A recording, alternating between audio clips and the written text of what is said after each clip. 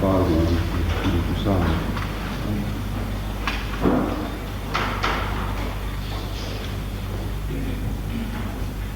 En este Evangelio escuchamos cómo San Juan Bautista comienza a cumplir la misión que Dios le había confiado, que era preparar los caminos para nuestro Señor Jesucristo. El domingo pasado escuchamos cuáles habían sido las primeras palabras de Juan. Israel tenía que prepararse porque aquel a quien había estado esperando durante siglos ya se encontraba en medio de ellos. El influjo del Bautista fue enorme, abarcó a todo Israel. Dijo que había que estar alerta, y hasta tal punto fue escuchado que lo tomaron por el mismo Mesías. La misión de nuestro Señor Jesucristo era quitar el pecado del alma y darnos la gracia. La gracia es de orden sobrenatural. La gracia es como un injerto de vida divina en cada uno de nosotros. La gracia está más allá de nuestras posibilidades. La tenemos en el alma si Dios nos la da, pero nos supera completamente. Pero es curioso cómo antes de que Cristo viniera anunciando el misterio de la gracia y señalara los medios para conseguirla, Juan quiso predicar la moral natural. Cuando la gente se acercaba a él y preguntaba qué había que hacer, Juan contestó que no había que robar, es decir, había que practicar la limosna. En pocas palabras, Juan predicaba el cumplimiento del deber de Estado. A cada uno que se acercaba para preguntarle qué tenía que hacer para entrar en ese misterioso reino de Dios que él anunciaba, él respondía que era necesario cumplir con las obligaciones que a cada uno le vienen por la condición que ocupa en esta vida. Juan predicaba en un estilo extraordinariamente fuerte, tremendo.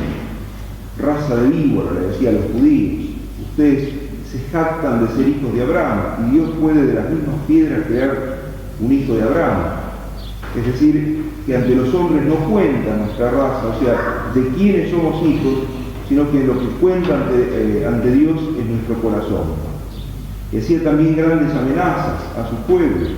Si no se convertían, serían castigados, como efectivamente lo fueron, por no haberse convertido, no pudieron reconocer al Mesías, y entonces el reino pasó de Israel a los otros pueblos paganos. Juan les decía, el hacha ya está puesta en la raíz del árbol, si el árbol no da unos frutos, es decir, si Israel no convierte su modo de vida, el hacha caerá sobre el árbol y lo destruirá, será arrancado, como desgraciadamente así sucedió.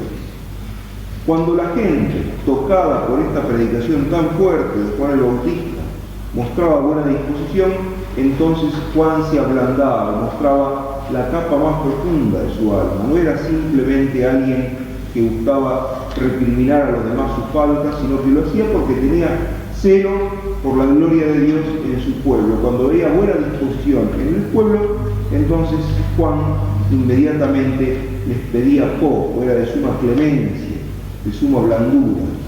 Con el auxilio de Dios a cada uno de nosotros nos resulta fácil cumplir con el deber de Estado. Y esto es lo que debemos de entender. Es una enseñanza constante de la Sagrada Escritura. Cada uno se salva por el cumplimiento del deber de Estado. Así San Pablo dice, la mujer se salvará por la crianza de los hijos. Y en este siglo, la Santísima Virgen aparece en Fátima. ¿Y cuál es el centro del mensaje de Fátima? ¿Rezar el rosario? Sí, debemos rezar el rosario, pero ¿para qué? Para cambiar de vida. Y ese cambio de vida, ¿en qué se manifiesta? Según la Santísima Virgen, en que cada uno, por amor a Dios, cumpla con el deber de Estado. Esto es un fenómeno frecuente. Hay personas que parecen ser muy religiosas, pero son malos esposos, malos padres, malos hijos, malos obreros. Es decir, aparentan darle mucho a Dios, pero no cumplen con la misión que Dios les ha encomendado en esta vida. Por más que parezcan ser muy religiosos, no son tan religiosos como parecen, porque por los árboles se conoce el fruto. Y conocemos que la raíz es buena cuando los frutos son buenos.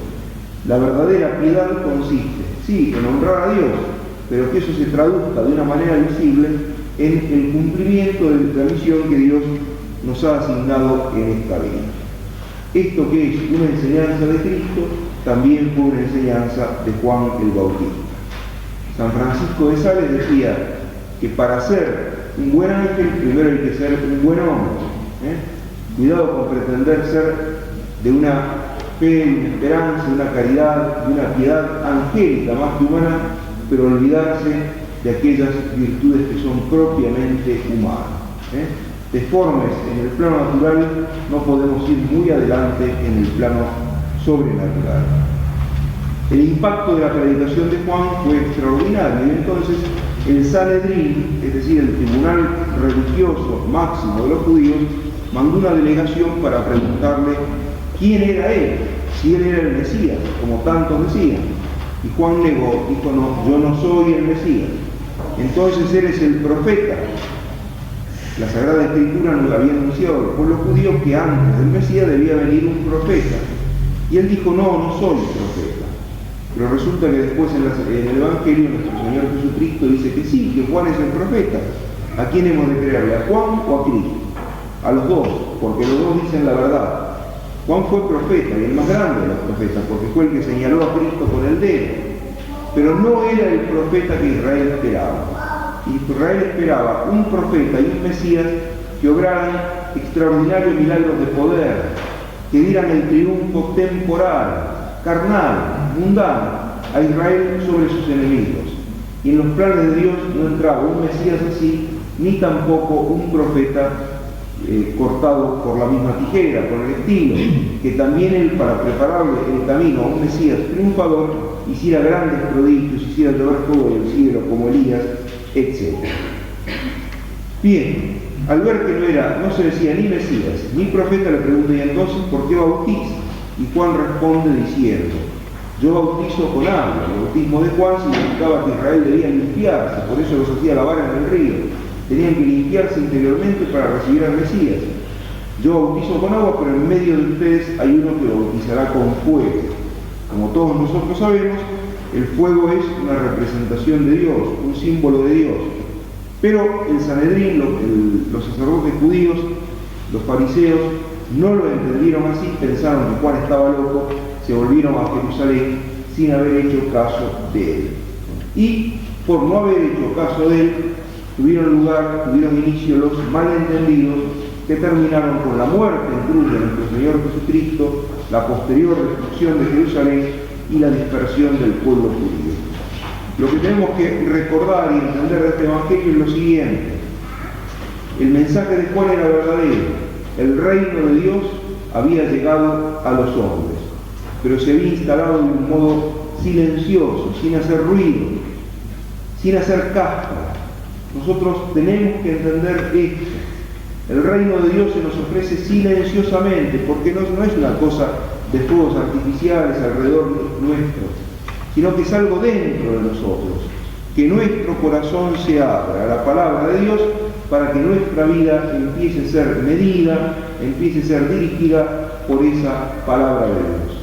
Y para entender esta realidad, pidamos el auxilio, la intercesión de ese poderoso profeta que Dios quiso mandar delante de Cristo, que no solo con su palabra, sino que con su vida nos da testimonio de este acontecimiento extraordinario que pasa desapercibido constantemente a los ojos del mundo, el reino de Dios que llega hasta nosotros.